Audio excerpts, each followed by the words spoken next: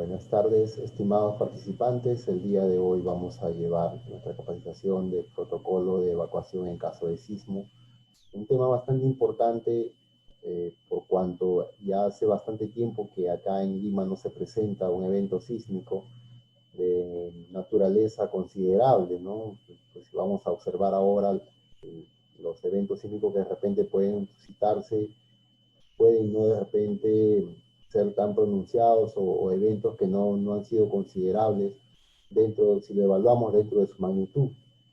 Bien, sigamos entonces con la capacitación y de antemano ya agradecerles por su participación y también invitarlos a seguir en nuestras capacitaciones que se vienen ahora de acuerdo al programa que tenemos ya establecido con la empresa, ¿no?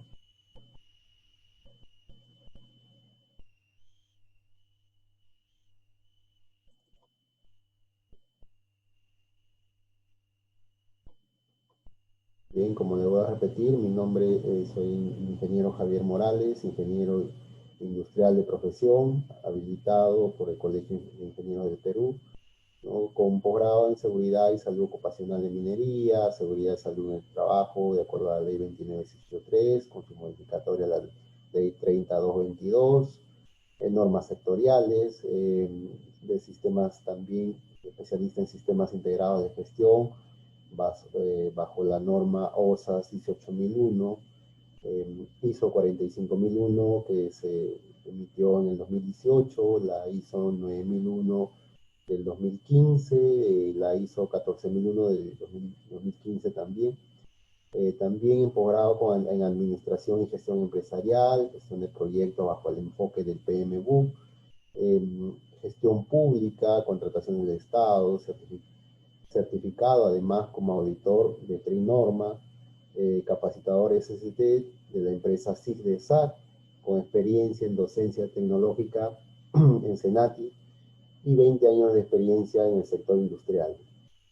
Bien, dicho esto, procedemos a nuestra capacitación. Cualquier consulta me la hacen llegar, por favor, al teléfono que ya les expuse al momento que les envíe los correos correspondientes, ¿no? Y si no, les voy a repetir, el teléfono es 962-703-099 o también a través de nuestra página web que es www.sigdesac.com.pe, ¿no? Bien, el temario que te vamos a presentar el día de hoy es indica de esta manera, ¿no? Vamos a ver inicialmente la introducción, los objetivos, normas aplicables, vamos a ver un poco más acerca de la teoría de sismos, ¿no? Las responsabilidades dentro de una organización por cuanto a lo que son eventos sísmicos que pudieran suscitarse tanto dentro como fuera de la empresa, ¿no? O también de los hogares o edificios donde nos encontremos, ¿no? Los sistemas de alerta y avisos de emergencia, identificar también situaciones que pudieran devenir y pudieran causar o propiciar una emergencia, ¿no? Para ello, como los que estamos inmersos en que es gestión de seguridad, es como identificar un peligro, ¿no? Circundante. Bien. Sin más preámbulos, iniciamos nuestra introducción haciendo de conocimiento que los sismos son movimientos que suceden en el interior de la Tierra, ¿no? Ahora vamos a ver más adelante en unos videos. Entonces, cuando el sismo sucede, bueno, ya alejado de la ciudad, eh, se presentan dos episodios bastante importantes, ¿no? En el cual, si se monitorea dentro del interior de la Tierra, se conoce como hipocentro, y cuando se va a determinar los efectos causados sobre la superficie de la Tierra, en su origen, básicamente, se conoce como epicentro, ¿no? Entonces, normalmente cuando suceden estos eventos sísmicos, bueno, las autoridades, el Instituto Geofísico de Perú, ¿no? Indica el epicentro donde se ha generado esta magnitud sísmica, ¿no? Donde se ha originado. La profundidad de la fuerza con la que producen estos movimientos deviene de la energía que se libera, ¿no? Dentro del interior de la Tierra, producto de estas placas tectónicas que están en constante movimiento. Al friccionar unas contra otras, se libera una energía, ¿no? Lo que se produce en unas ondas que van a ser irradiadas dentro de su ámbito de acción, ¿no? Lo que podemos conocerlo de esta manera, ¿no? Entonces, este radio de acción es donde el efecto se va generando directamente y se hace cada vez más considerable, ¿no? Si lo vemos desde un punto de vista del epicentro donde se ha originado, ¿no? De la magnitud, la escala al cual está generando este episodio sísmico, ¿no? La energía que se libera puede ser intensa, ¿no? Lo que podríamos denominar como un ligero temblor o llegar de repente a un punto que podría denominar como terremoto, ¿no?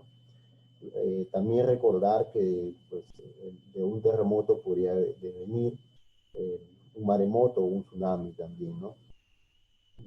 Entonces, el evento sísmico en sí no es el causante de las muertes, sino muchas veces son la falta de preparación, la falta de haber sido instruido, de repente concientizado, ¿no? Acerca de los protocolos de seguridad que tenemos que asumir cuando sucedan, o antes que sucedan, durante y después que sucede este evento sísmico, ¿no?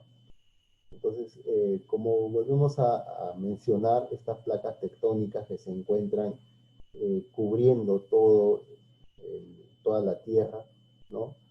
Como lo observamos en estas láminas, ¿no? Se encuentran en movimiento y eso hace de que al friccionar, se generen ondas expansivas que motiven al movimiento de tierra, ¿no? Y producto de ello, pues se produzcan los temblores, los terremotos, ¿no? Bien, entonces, dicho de esta manera, el objetivo principal o los objetivos principales de esta capacitación eh, es dar a conocer que estos movimientos, si bien es cierto, pueden suceder muy lejos de nuestra ciudad, o de repente hasta ahorita no se ha presentado un episodio sísmico dentro de la ciudad de Lima, pero es propicio pensar ya que pudiera darse de manera imprevista, claro está, pero en un futuro muy cercano pudiera suscitarse este tipo de eventos. Entonces, para ello debemos estar preparados, concientizados, saber cuáles son nuestras medidas de actuación frente a este tipo de situaciones que pudiéramos presentar, ¿no? Si el terremoto o sismo es fuerte, las construcciones, las viviendas, edificios o puentes, entre otros, pueden caerse, dañarse, derrumbarse. Y producto de esas caídas es que pudiéramos resultar lesionados o de repente hasta perder la vida.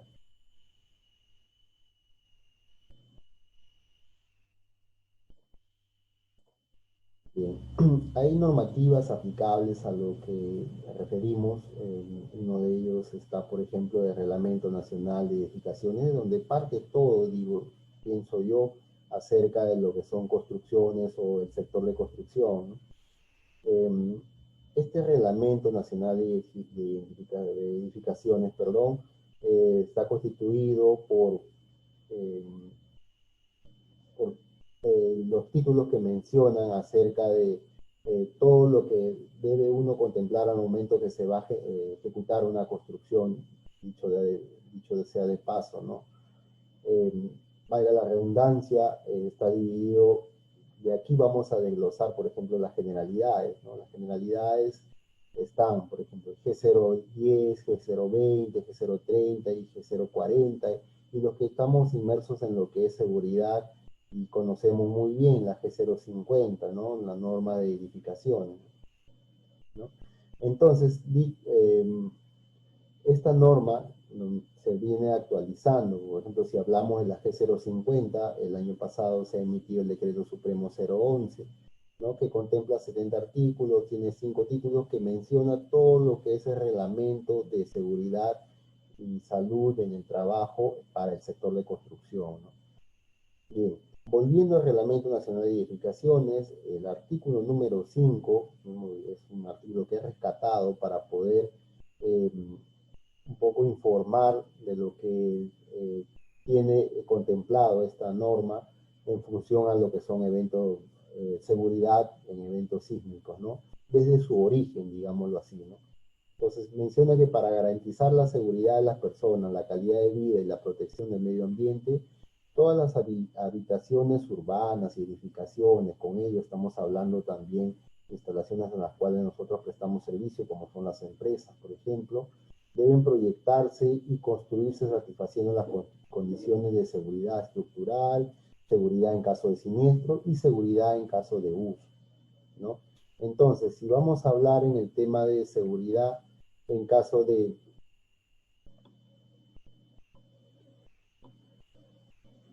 seguridad estructural, de manera de que se cumpla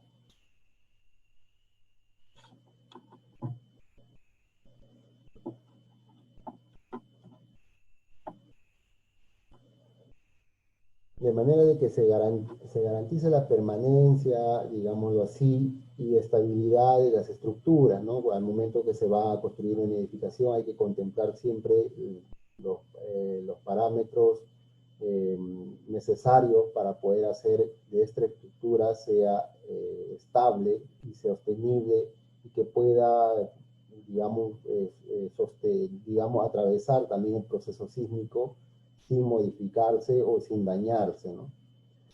Eh, o si el daño o si la modificación sea menor y preste la seguridad del caso para los que están habitando en ella, ¿no?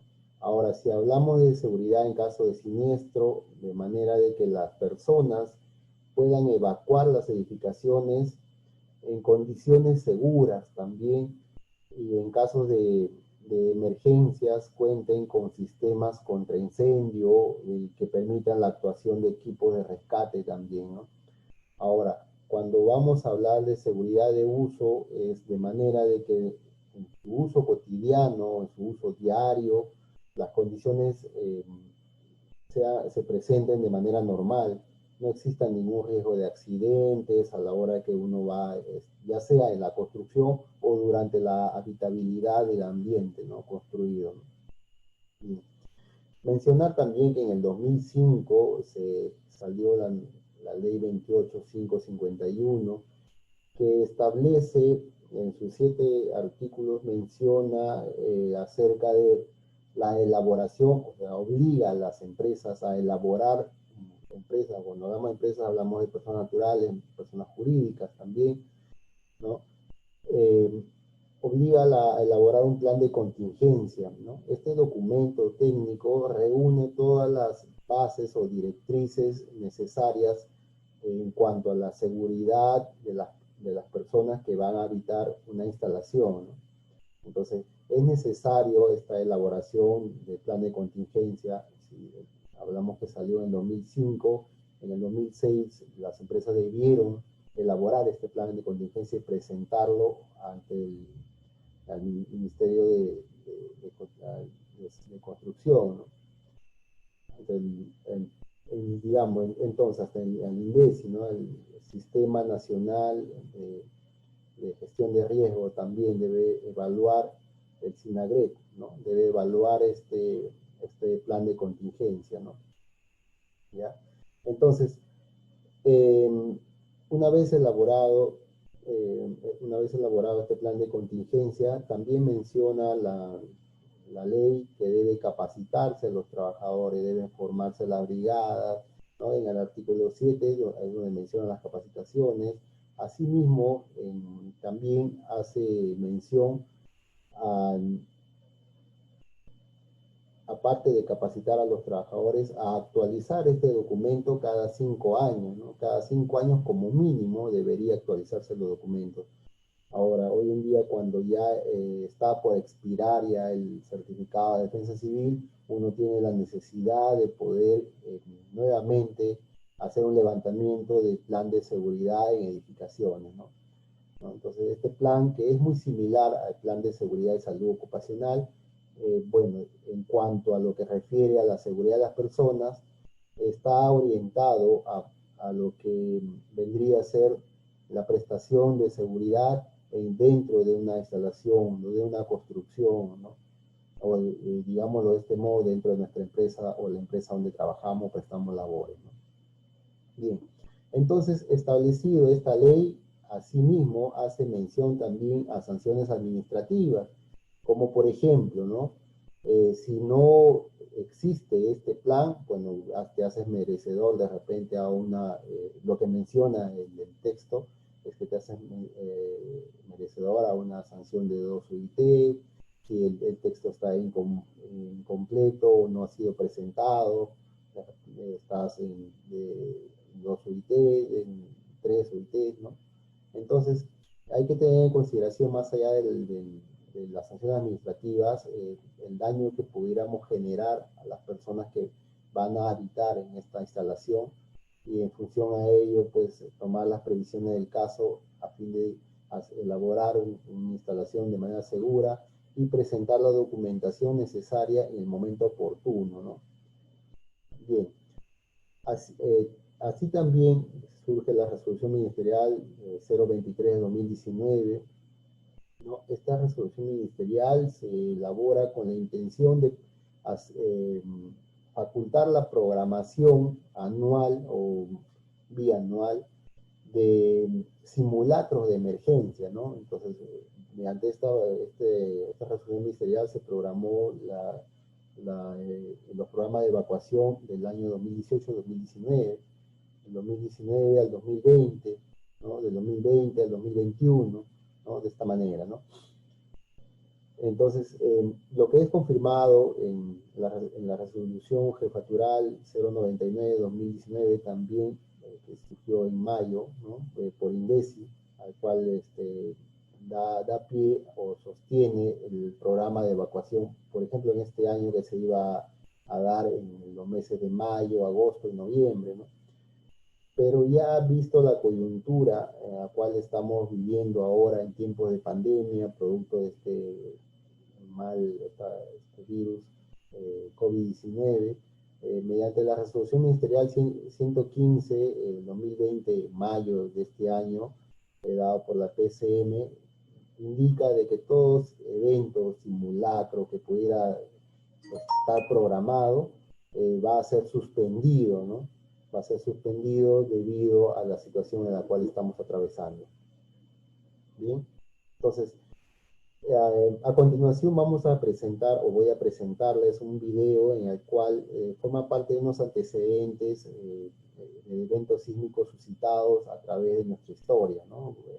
Enfocados básicamente en nuestro país.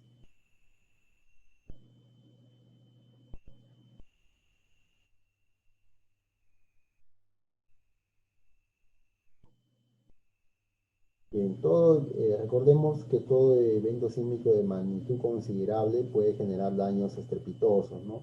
Entonces, asimismo, debemos tener en cuenta que todo el mundo está conformado por todo nuestro sistema planetario, toda nuestra tierra, la Tierra está conformado de placas tectónicas, ¿no? Estas placas se encuentran distribuidas a través de todos los continentes, ¿no? Inclusive atraviesan países como Finlandia, por ejemplo, ¿no? Cuando un terremoto sucede, como ya le habíamos anticipado, en su origen dentro de la Tierra, se conoce como epicentro, ¿no? Entonces, si trazamos una línea perpendicular y lo llevamos a la superficie, es el epicentro, ¿no? Entonces, toda esta escala registrada por su magnitud puede ser considerable y también eh, puede generar también réplicas, ¿no? No solamente es el terremoto en sí, sino las réplicas que pudieran generarse también producto de ello, ¿no? Entonces, enfocándonos básicamente en nuestro país, también ha sido bastante afectado a lo largo de los años, producto de estos fenómenos sísmicos, ¿no? En 1950, en el Cusco, el 21 de mayo, pues se generó un terremoto de escala 6.8, ¿no? Si por decirlo así, consideramos que no es tanta la escala, también podríamos traer a acotación del tiempo de duración de esta magnitud que generó 1.580 muertos, ¿no? Entonces, eh, dada la época también, bueno, y las construcciones de aquel entonces, bueno, si bien es cierto, la escala solamente fue de 6.8, tuvo un gran daño generado dentro de esta ciudad, ¿no? Entonces, tenemos que tener bastante en cuenta los, no solamente los daños, sino también considerar que estos eventos sísmicos pudieran suscitarse en cualquier momento, en cualquier parte de nuestro país, ¿no? Entonces debemos estar preparados por ello, ¿no? ¿No? Pero también en 1970, ¿no? En la ciudad de Ancash, específicamente en la ciudad de Yungay, se generaron también este terremoto, ¿no? ¿No? Que trajo consigo un aluvión producto del desprendimiento de una porción de la cordillera del Huascarán, ¿no? Entonces, ello cubrió la ciudad de Yungay, ¿no? Desde aquel entonces, ¿no? Si bien es cierto, la escala fue de 7.9, pues, generaron 70.000 muertos, ¿no? Desde aquel entonces es cuando se crea el INDECI, ¿no? El INDECI se crea a partir de este fenómeno sísmico para prevenir futuros fenómenos, ¿no? Pero lo más importante o lo más resaltante que hasta hoy nos trae a la memoria es eh, aquel generado en el 2007, ¿no? En la ciudad, en el departamento de Ica, específicamente a 40 kilómetros de la ciudad de Pisco, ¿no? Este terremoto se generó a las 6:40 de la tarde, ¿no? Y tuvo una magnitud de 7.9. Entonces, muchas viviendas resultaron bastante dañadas, ¿no? Distritos como Tambo de Mora, Cañete, ¿no? Pisco propiamente dicho, inclusive la iglesia, bueno, como ustedes observan ahí, bueno, sufrió un gran daño, ¿no? Esta estructura rocosa que observamos en Paracas, por ejemplo, fue tanto el daño que esta estructura conocida como la catedral que se terminó pues modificando, ¿no? ¿No? Acá en Lima también se sintió muy fuerte. En aquel entonces, por ejemplo, en el Canal 4 se emitía un programa denominado A Vacilar, que lo conducía eh, Raúl Romero, ¿no? Entonces él dirigió muy resaltablemente, el, manejó la situación de tal manera de que los que estaban como participantes, como tribuna en aquel entonces, pudieran evacuar de manera ordenada y evitar pues que se golpeen o que se dañen, ¿no? Es importante desde este punto de vista la labor de un monitor, ¿no? Bien, entonces es importante resaltar y recordar siempre este terremoto de Pisco, ¿no? Para poder tener en cuenta que el grave daño que puede generar ellos si no estamos preparados, ¿no? 595 muertos, más de 35.000 viviendas damnificadas, ¿no? Pero no es el único, también si hacemos un recordatorio, ¿no? Un poquito más atrás, o digamos bastante más atrás, el 3 de octubre de 1984 también se presentó en Lima, en la ciudad de Lima, un terremoto de escala 8.1, ¿no? Felizmente, ese día fue no laborable para el sector de educación, ¿no? Porque se conmemoraba aquel día de la revolución dada por el presidente de aquel entonces, Velasco Alvarado, ¿no? ¿Ya?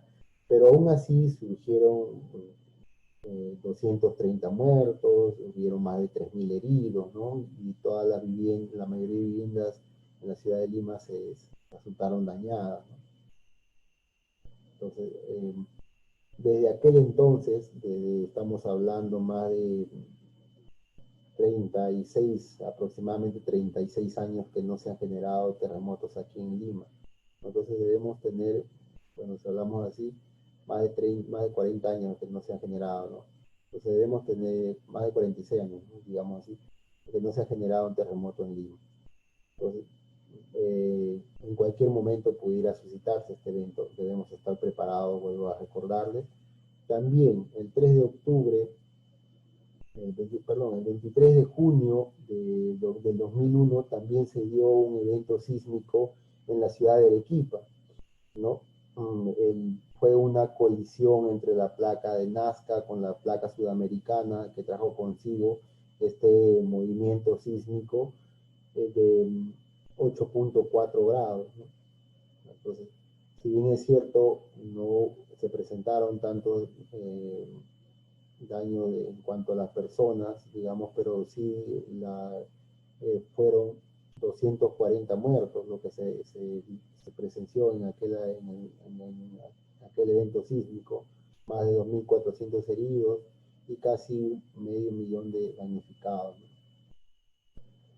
Pero si hacemos un recuento un poco más atrás, en la época colonial, en la época del virreinato, digamos así, el 28 de octubre, perdón, en la época del virreinato, el 28 de octubre de 1746, eh, eh, un evento sísmico de considerable magnitud, de aproximadamente 9 grados, sacude la ciudad de Lima, ¿no? Este evento, dada la época, bueno, por la falta de repente de comunicación, ¿no? Y producto de que se genera en la noche, es que no hubo, digamos, esta oportunidad de saber a las personas en dónde refugiarse, ¿no? Y cuando ya despertaron al siguiente día, pues ¿no? Se dieron con la sorpresa de que la mitad del Callao había desaparecido, ¿no? Y hasta ahora, pues no, ya el mar no ha vuelto a su posición inicial, ¿no? Entonces, es importante recordar estos eventos, ¿no? Y también hacer presente de que siempre debemos promover esta cultura de prevención a fin de evitar que se generen más daños a los, entre las personas, ¿no? Bien. Entonces, haciendo un recuento de estos antecedentes, llegamos de repente a una conclusión previa de que la preparación es importante, ¿no? Para poder evitar las consecuencias en vidas humanas, sobre todo eh, cuando producto de estos eventos sísmicos que se generan.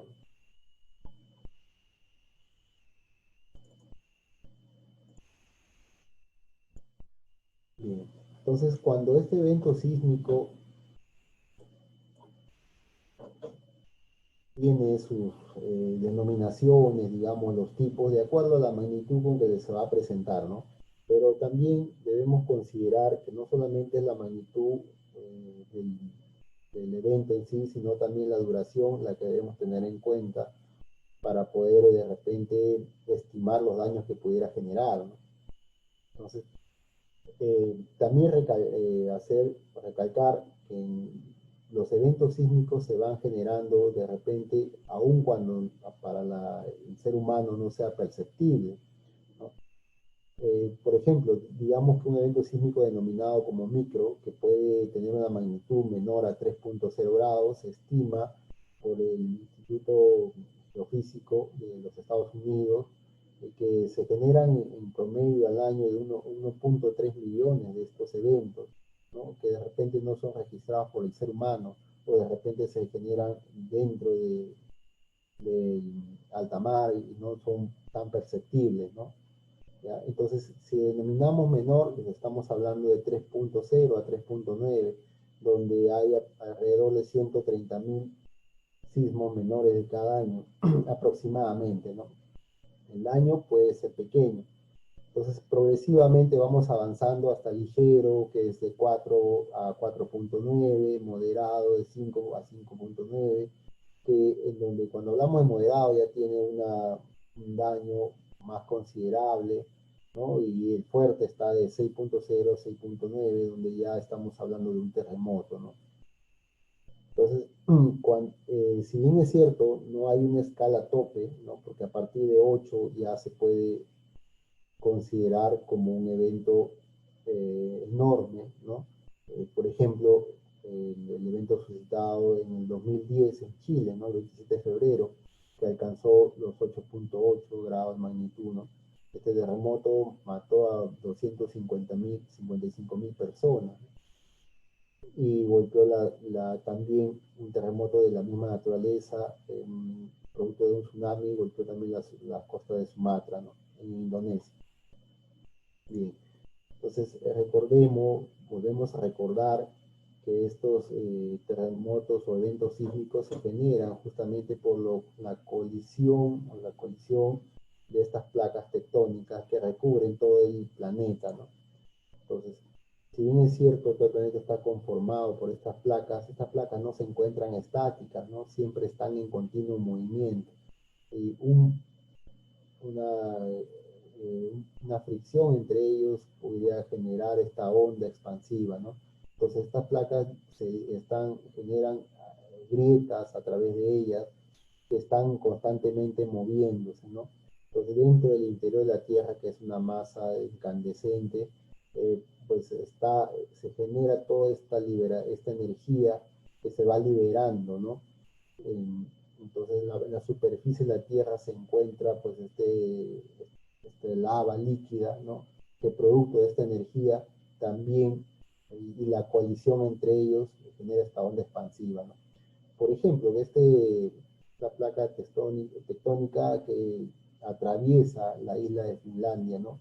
Ha formado estos bifurcaciones bastante pronunciables que también trae consigo los cráteres y los volcanes, ¿no? Y se encuentran bordeando todo el planeta, ¿no? Hay placas de sudamericanas, placas de Nazca, hay placas también en China, también, ¿no? En Asia, ¿no? Por ejemplo, en Nepal, en el 2005 también se generó un evento sísmico, ¿no? Que trajo consigo la muerte de 1000 personas, ¿no?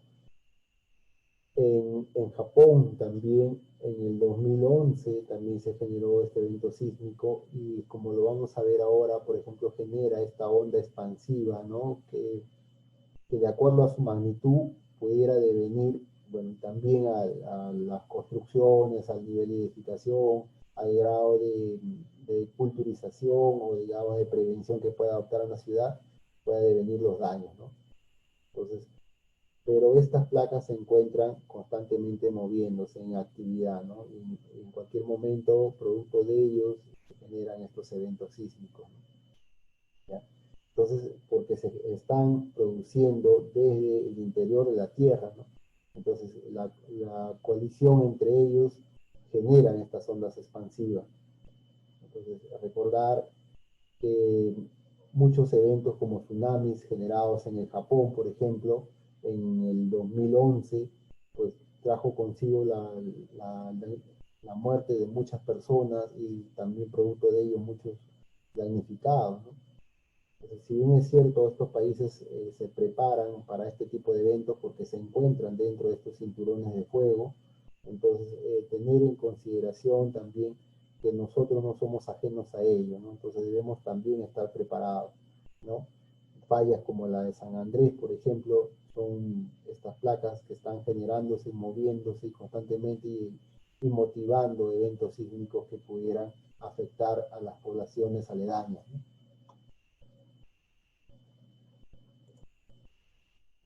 Bien, volviendo a recordar los sismos entonces también bastante desastrosos generados en Moquegua, como debo repetir, en el 2001, de 7 grados en la escala de Richter. El 70% de la población se generó un derrumbe de los pobladores de esa zona. El 90% de las viviendas también se cayeron, la ciudad quedó incomunicada y sobre todo recordando el terremoto que surgió en el 2007, ¿no? Que ha sido como calificado como el más desastroso, que trajo consigo eh, la caída de muchas edificaciones en la ciudad de Chincha, Ica, Tambo de Mora, Leoncio Prado y otros centros poblados de Ica, ¿no? Recordemos que surgieron aproximadamente 595 personas muertas, ¿no? Y 35.000 familias damnificadas, ¿no? Hay que tener en cuenta ello. Responsabilidades. ¿Quiénes somos responsables de este plan o este protocolo de prevención en caso de un sismo? Bien, si recordemos que todos podemos salir afectados frente a este evento, Entonces debemos tomar la iniciativa, ser proactivos en este sentido para adoptar medidas de prevención que pudieran mitigar, digamos, los efectos en cuanto a daños a la persona sobre estos eventos sísmicos, ¿no? Porque en sí el evento sísmico, un temblor, un terremoto, no es lo que daña a la persona, sino el derrumbe, la falta de preparación, la falta de señalizaciones, la falta de haber identificado los lugares donde poder posicionarse, ¿no? Esos son los que pueden generar el daño, ¿no? Producto de estas caídas de materiales, ¿no? O de material de construcción, básicamente, ¿no? Dentro de una organización, dentro de una empresa, contamos con una brigada de emergencia. La empresa ASP Control también tiene su brigada de emergencia, ¿no? Cuyas funciones son de coordinar y llevar el registro de acciones tomadas. También asegura el cumplimiento de los requerimientos en cuanto a las inspecciones de seguridad. Eh, Conocer también este plan de contingencia o plan de preparación y respuesta ante emergencias, cumplir con el reglamento de las brigadas, capacitar también, pues para ello debe conocer básicamente cómo son los protocolos de seguridad y para evacuación en caso de emergencia, ¿no? Y capacitar a las personas también para en cuanto a su modo de actuación cuando sucedan este tipo de situaciones. Velar porque se lleven a cabo revisiones preventivas en cada sección de acuerdo a las políticas establecidas. Cada empresa establece unas políticas de acuerdo a lo que he identificado como peligro, ¿no?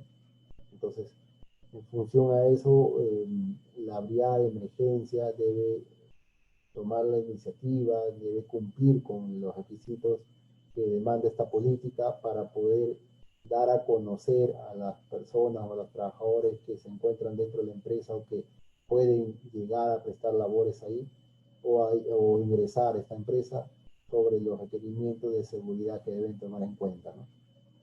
Entonces la empresa SP Control también cuenta con su brigada de emergencia. ¿Y quiénes conforman esta brigada de emergencia? Bueno, está el jefe de brigada, el señor Keniel Kiaga, está dada que la empresa cuenta con dos pisos de actividad laboral, digámoslo así. En el primer piso se encuentra el brigadista 1, que vamos a llamar brigadista 1 no por el nivel jerárquico, sino solamente para identificar al brigadista y de acuerdo a ello ubicarlo en un sector al cual va a prestar su función determinada como tal, ¿no? El brigadista 1 Miguel Crespo, que se encarga de lo que son comunicaciones. ¿Qué hace el brigadista de comunicaciones? Bueno, como su nombre lo dice, es aquel en cuanto a un simulacro, en cuanto a la presencia de un evento sísmico, va a tratar de informar oportunamente, tratar de que la información llegue, ¿no? Precisa y clara y contundente hacia los trabajadores que se encuentran dentro de su ambiente, dentro de su zona, ¿no? Entonces, ¿por qué le ponemos de primer piso? Porque va a cubrir el primer piso, ¿no? Lo que no se quiere es que el brigadista de primer piso pues suba hasta el tercer piso, donde de repente está la azotea, a comunicar, ¿no? Entonces, hay que disgregar o separar de repente los personal que se encuentre más cercano para poder designar este tipo de labores, ¿no? El brigadista 2, que es el señor Juan López, que se encarga de la lucha contra incendios, de repente producto de repente de alguna fuga de gas, ¿no? Que pueda suscitarse algún amago, ¿no? Cuando va a atender este tipo de eventos siempre y cuando sea producto de un amago, ¿no? No es un incendio en sí. Cuando ya se trata de, cuando hablamos de un incendio, ya solamente hay que pedir apoyo externo, ¿no? Apoyo de los bomberos para que ellos puedan mitigar este tipo de situaciones. El brigadista no atiende un incendio de naturaleza porque no solamente porque no está dentro de sus capacidades, sino también porque no está dentro de sus recursos, ¿no? ¿No? Un evento de incendio de una magnitud, de esta magnitud no puede ser controlado simplemente por un extintor de repente, ¿no? Bien, para ello también es dotado y es capacitado, ¿no? Para poder atender ese tipo de amago, ¿no? En el segundo piso está el señor el ingeniero Martín Melendres, que es el encargado de también brigadista de contraincendios, ¿no? Está también el señor Juan Paredes, que se encarga de evacuación, es el que promueve entre las personas el desplazamiento ordenado también, pero también asiste a las personas que no pueden por sí mismas poder evacuar el ambiente, ¿no? Dado que la brigadista también del segundo piso, la señora Julia Ranón, es la que está en el área administrativa, es la que se va a encargar de comunicar a todo el personal que se encuentre en esas áreas, tanto de administración, gerencia, logística, el área de gestión, ¿no? Entonces se va a encargar de comunicar para que puedan evacuar oportunamente, ¿no? Bien, la empresa además cuenta con un supervisor de seguridad, de salud en el trabajo y medio ambiente, cuyas responsabilidades incluyen, por ejemplo, aparte de la supervisión que implica la implementación, la comunicación y el mantenimiento de este plan de contingencia que ha sido actualizado en junio del 2020, ¿no? Para efectos también eh, no solamente de poder certificarnos en defensa civil, sino también producto de que ya había que pasar un proceso de certificación por una entidad externa al cual se está homologando la empresa, ¿no? Bien, entonces también se encarga de asegurar que se entrene, se capacite, que se le dé inducción a todo el personal. Cuando hablamos de inducción, hablamos de personal nuevo, ¿no? Que se le dé la reinducción al personal que de repente no ha comprendido, no ha entendido los parámetros de seguridad, a ellos también. Todo en función al plan de contingencia con el cual ya cuenta la empresa, ¿no? O en el cual está actualizado ya la empresa, ¿no? Asimismo, mantener actualizada la lista de los empleados, saber cuántos trabajadores están la zona, ¿no? Para que de repente, llegado el momento de presentarse esta situación sísmica, saber cuántos son los que tienen que evacuar, ¿no? Eso sí tiene que tener presente el personal de seguridad y salud en el trabajo, ¿no? Verificar también junto con la brigada, es una labor coordinada, es una labor conjunta entre la brigada, el comité, el personal de seguridad y salud en el trabajo. Todas estas entidades no son independientes, sino trabajan coordinadamente en función a prestar, el, digamos, a prestar el apoyo, el soporte al sistema de gestión de seguridad y salud en el trabajo para beneficio de los trabajadores. Cuando hablamos de beneficio de los trabajadores, incluimos a todos los trabajadores, ¿no? Los que están dentro de la parte gerencial, administrativa, logística, de ventas, o el personal que se encuentra en el área operativa, o en el área de proyectos, servicios, producción, ¿no? Entonces, todo ello conforma la organización, y todo ello dentro de la norma ISO 45001 son denominados trabajadores. Bien, sistemas de alerta y aviso de emergencia, ¿no? Y para eso tenemos el Instituto Geofísico del Perú, ¿no? Que implementa en el 2020-2021, va a implementar una alerta temprana de sismo para anticipar segundos antes el momento en el cual podamos ser sacudidos por estas ondas sísmicas, ¿no? Una vez que se registra este movimiento telúrico, ¿no? ¿Ya? Entonces recordemos que si bien es cierto, INDECI nace en el 2000, en el 1970, bueno, producto de ello ya se ha venido en el 2005, se crea el SINAGREP, ¿no? Sistema Nacional de Gestión de Riesgos de Eventos Sísmicos. También debemos considerar también estas entidades o el PLANAGREP, ¿no? Que el plan anual, todo ello se trabaja en conjunto para poder monitorear, de repente hacerle conocimiento también a la población en cuanto a lo que son los simulacros de emergencia. Entonces, cuando se suscita este evento sísmico, también hay un punto importante, un factor importante al cual debemos tener en cuenta y debemos estar preparados y equipados con ello. Es un recurso importante con el cual debemos contar, que es nuestra mochila de emergencia, ¿no? Esta mochila de emergencia, si bien es cierto, Es una mochila que debe resumir en cuanto a artículos, pero sí debe prestar el apoyo necesario para que pueda sostener a una persona durante el tiempo en cual se encuentra este tipo de eventos circundantes o sus efectos están todavía presentes, ¿no? Entonces, si hablamos en cuanto a higiene, debe contar de repente con gel antibacterial, papel higiénico, toalla de mano. Si hablamos de botiquín, también debe tener un botiquín de primeros auxilios, ¿no? Eh, También abrigos para el cual podamos cubrirnos, ¿no? Contener agua, contener de repente alimentos no perecibles, también como cereales o comidas enlatadas, ¿no? Todo ello debemos agregar a este kit conocido como llamado como mochila de emergencia, ¿no? ¿Cómo identificar una situación de emergencia? Bien, una situación de emergencia se identifica dentro de los factores internos. Estos factores internos, cuando hablamos de factores internos, estamos hablando de las actividades que se desarrollan dentro de la empresa, ¿no? Estas actividades son básicamente las labores o la prestación del servicio que generamos dentro de la empresa. También los factores externos, ¿no? Como por ejemplo, si pudiera suscitarse un huaico, un tsunami o conflictos sociales, ¿no? Entonces, eso también puede influir como factor externo. Entonces, identifiquemos los factores internos, producto de nuestras labores, mediante el hiper, por ejemplo, identificamos los factores internos, la evaluación, la identificación de peligro, evaluación de riesgo y los controles operacionales.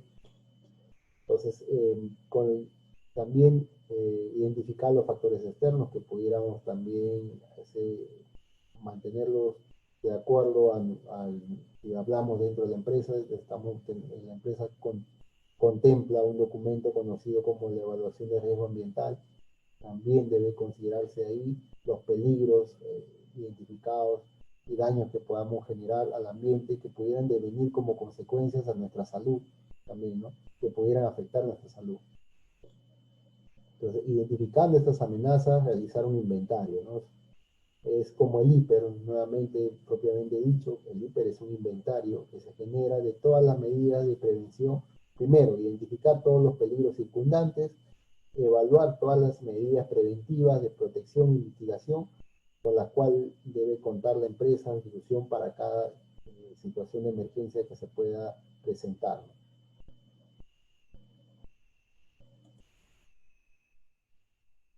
Bueno, vayamos en sí al procedimiento de evacuación. ¿Qué hacer antes de que se genere este evento sísmico? Antes de que se genere este evento sísmico, debe toda persona, todo personal, todo trabajador, perdón, todo aquel que va a ingresar de repente a una empresa, ya sea como visitante, debe tener en cuenta o ubicar la zona de seguridad interna más próxima a su puesto de trabajo, ¿no? Esa zona de seguridad es aquella donde uno va a asistir cuando suceda o este evento sísmico. Por cuanto, como menciona el texto, no debe estar muy lejos al lugar donde nos encontremos, ¿no? Debe ser un lugar más cercano al cual podamos recurrir cuando sucede este tipo de situación. Esta zona, bueno, si ya la hemos identificado, corresponde ahora señalizarla, ¿no? Debemos señalizar esta zona para poder hacer de conocimiento a todas las personas que se encuentran en el entorno, saber que este lugar es donde podemos acudir cuando suscite este evento sísmico. Mantener la zona, por cuanto esta zona de cual ya hemos identificado, hemos señalizado, también no debemos asignarla de objetos o obstaculizar su paso, el paso de llegada hacia él, hacia esta zona, digamos así, debemos mantenerla libre, ¿no? Entonces también ubicar la zona de seguridad externa a la base operativa, ¿qué quiere decir? Que al momento de evacuar, también debemos ubicar la zona donde cual nos vamos a posicionar, tampoco podemos salir de la empresa y pues irnos a cualquier lado.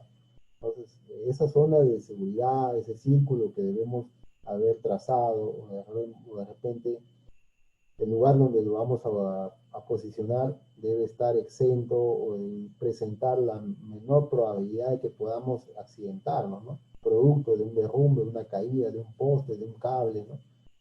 Entonces, esa zona es donde hemos identificado a la cual nosotros vamos a acudir frente a una situación, ¿no?, de esta naturaleza.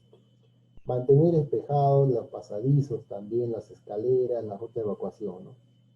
Entonces, si bien es cierto, a veces recurrimos a espacios al cual no están diseñados para ocupar esos ambientes. Por ejemplo, utilizamos a veces cajas, ponemos cajas en los pasadizos, ponemos de repente objetos que están obstaculizando, perdón, el paso.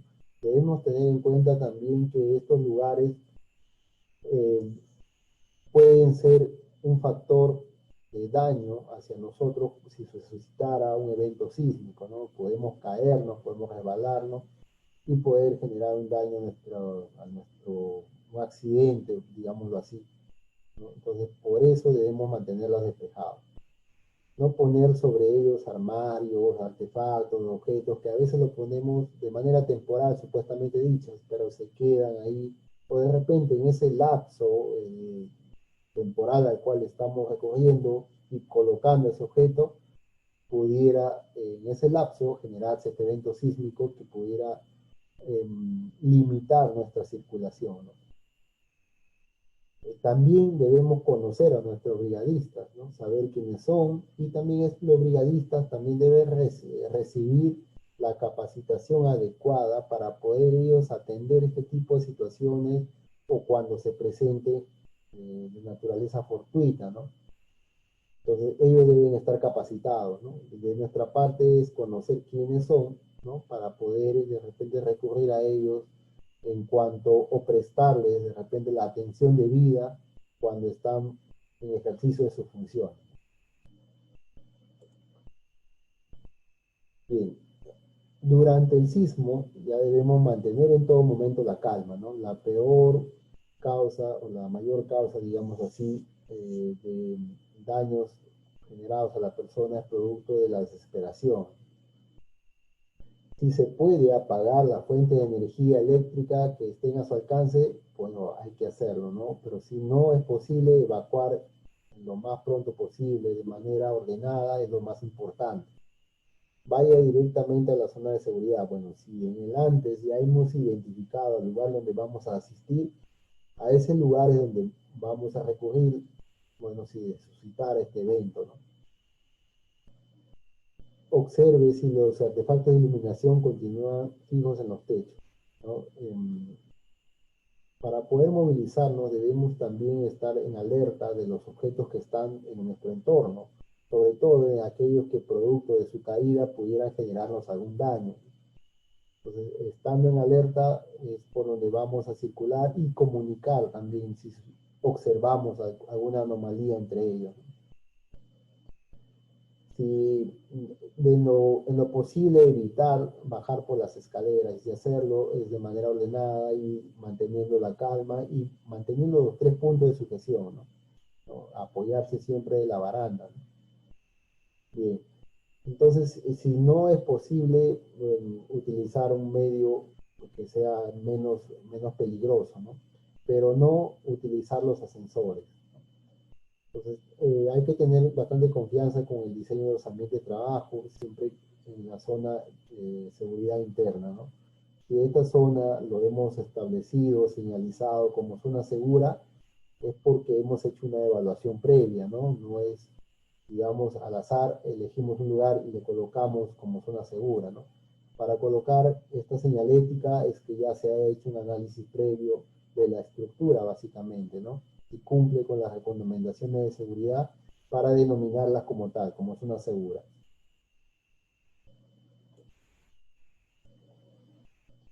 Estamos en la posibilidad de poder cerrar las conexiones de gas, las válvulas de gas, podemos hacerla, ¿no? Si estamos en la oportunidad de poder bajar una llave térmica, ¿no? Hay que hacerlo. ¿no? Pero lo importante es, como le digo, mantener la calma y evacuar de manera ordenada.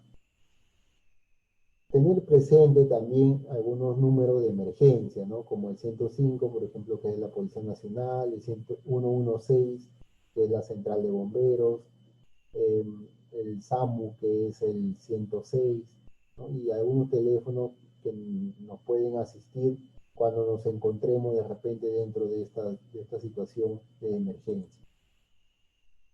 Si estás en la calle, alejarte de los postes, alejarte de los cables, ¿no? Si está de repente dentro de una vivienda, una instalación, buscar las columnas, colocarte debajo de la viga, debajo de las puertas, porque las puertas normalmente se colocan junto a unas columnas, entonces podemos colocarlo debajo de los marcos, ¿no?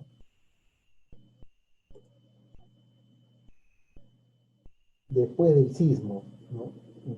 Luego de suscitado el evento, hay que recordar que también vienen las réplicas. Entonces, eh, para poder evacuar, si bien es cierto, la norma indica que debemos hacerlo después de 5 minutos de suscitado el evento sísmico, para eso debemos tener en cuenta siempre que la zona se encuentre segura, de que se haya hecho una evaluación de la zona para poder recién evacuar, ¿no? Y también, ¿no? Solicitar el apoyo necesario, el apoyo externo para poder hacerlo si fuera necesario, ¿no? Siga las instrucciones del brigadista donde la evacuación, ¿no? La persona que está afuera de repente puede tener un panorama distinto al cual nosotros tenemos, de repente puede tener conocimiento de algún objeto que pueda desprenderse o alguna estructura que pueda derrumbarse, ¿no? Que al cual nosotros por estar dentro de la instalación no podemos hacer, no podemos tener esta información. Entonces, para eso debe hacer, esta evacuación debe ser coordinado con una persona que esté externo y de preferencia que sea el brigadista, pues no que tiene más conocimiento, que ha recibido instrucción y capacitación en cuanto a evacuación. Evacuar las instalaciones de trabajo operativas en orden, siguiendo la ruta establecida, ¿no? Si alguien cae durante la evacuación, levántelo sin pérdida de tiempo, ¿no? A veces la gente se desespera y la persona que cae, la otra que viene atrás cae, va por encima de ella, ¿no? Entonces mantener la calma en todo momento es importante, ¿no? Para evacuar los edificios, use las escaleras, rutas de evacuación. Producto de estos terremotos también vienen los maremotos, ¿no? Porque el movimiento de tierra genera estas ondas expansivas también dentro de los mares, ¿no? Y se genera, y muchas veces el mar tiende a poder replicarse estas ondas, presentándolas como maremotos o como tsunamis, ¿no? De acuerdo a su magnitud. Entonces, degenerado este evento, lo importante es alejarse de los litorales, ¿no? Para evitar no estar afecto al radio de estos tsunamis que pudieran presentarse, ¿no? Bien, por último, como conclusiones, eh, antes de ayer, bueno, si hablamos el 3 de agosto, ayer se generó un evento sísmico en Cajamarca, ¿no? En la ciudad de Bambamarca, ¿no? Entonces, si bien es cierto, es un evento que ha sido percibido por la gente, no ha tenido mayores daños o daños de consideración. Con ello debemos tener presente de que, vuelvo a repetir, las placas tectónicas se encuentran en movimiento y que en cualquier momento pudiera suscitarse dentro de nuestra ciudad un evento sísmico de considerable naturaleza, ¿no? Lo ideal sería de que se generen temblores de manera continua o periódica a fin de poder aplacar esta energía que se está acumulando dentro de la Tierra y en cualquier momento se pueda acontecer como presentándose ya de tal magnitud que pudiera catalogarse como terremoto, ¿no?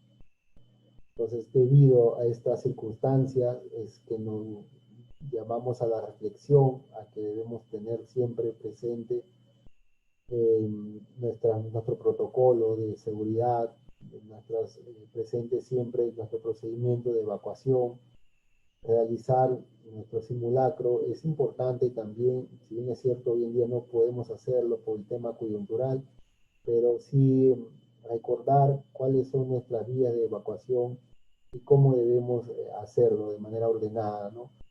El lugar donde nos encontremos o al lugar donde asistamos, siempre debemos identificar las zonas seguras o las zonas al cual debemos recurrir frente a un evento. Estas zonas deben ser lugares despejados a fin de poder liberarnos de cualquier derrumbe o caída que pudiera generarse, ¿no? Lejos de los postes, lejos de los cables, lejos de las construcciones.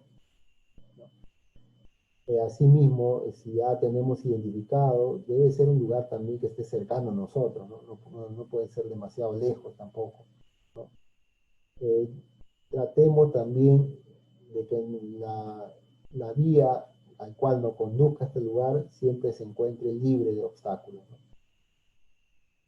Entonces, estar pendiente y tener presente también el botiquín de primeros auxilios, ¿no? Así como pilas, linternas, radios portátiles que estén en buen estado, alimentos, lo que ya hemos mencionado dentro de nuestra mochila de emergencia, ¿no? Bien, algunas preguntas que se pudieran generar o que pudieran tener ustedes, eh, me la hacen saber al teléfono que ya les he mencionado y cualquier cosa estamos prestos a poder atenderlo, ¿no? Completen su cuestionario para medir el nivel de entendimiento de ustedes y muy pronto nos vamos a ver en una próxima capacitación. Muchas gracias por su preferencia. Gracias.